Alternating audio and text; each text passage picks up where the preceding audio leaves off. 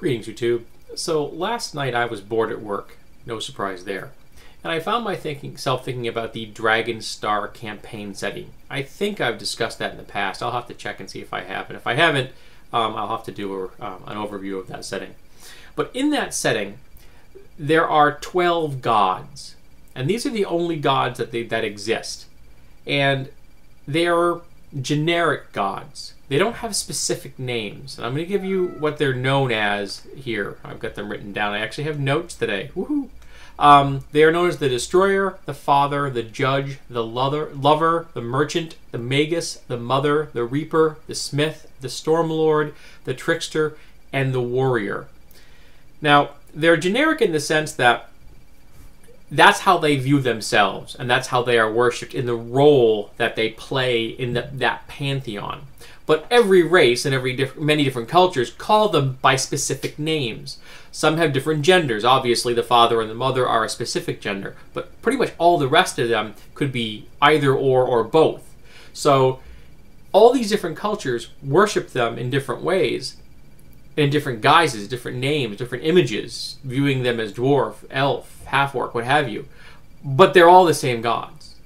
So that got me thinking, what if you were to have a setting like this? And I like the idea of these kind of generic gods that are then imprinted with other people's images of what they are.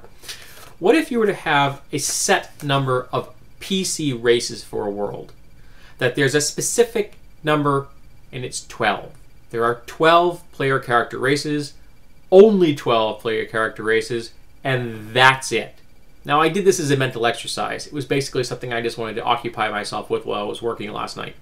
So after having thought about it for an hour or so, I came up with a list that I thought that would be an interesting grouping for a campaign. First, we have the 4 elemental races, the genasi. They're basically humans with an elemental taint to their background.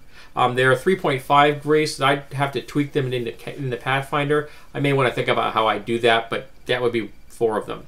Then you would have humans, elves, dwarves, and half-orcs. Now, half-orcs would not be half of anything. They'd be a distinct race. Probably call them the Gricks or something like that. Because there would be no half races in my games. I'm sick to death of people interbreeding. Then we have the half-giants. Again, not actual half-giants. I'd be using them mechanically from the Psionics Unleashed book. They did a really nice Pathfinder version of the half-giant in that book. So I'd be changing their name and maybe tweaking their abilities a little. Gnomes, halflings, and the jungle variant of goblins. But in this case, the goblins would have a 20-foot movement speed, but a 20-foot climb speed, so that they're very good at climbing. Halflings, however, would have a 30-foot movement speed. I can't remember how I was going to balance that out. I stole that idea from a book I've got on my shelf somewhere. I like the idea of fast halflings.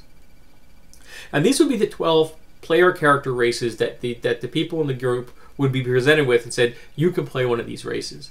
Now, none of these would be specific to any particular environment. There would be different cultures. There would be different elven cultures. Instead of there being 12 different elven sub-races, there would be ones that lived in forests, ones that lived in cities, one that lived on the high seas. You get the point. And the same with the dwarves. Obviously, the dwarves are probably going to have fewer cultural differences. They're a much more staid, stoic, lawful kind of a structure.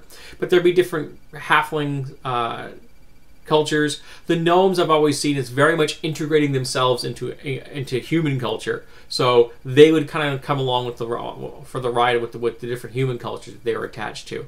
I don't need orcs in the world. I've got the half-orc versions, and you don't need a specific race to be barbarian raiders. Anybody can be a barbarian raider, even the elves. But this is just a mental exercise. Basically, I come up with campaign ideas just for fun, because it passes time. So, I want to know, if you were going to have 12 specific races for a campaign, D&D, Pathfinder, any fantasy game if you're choosing, what would they be? What would you choose, and why would you choose them?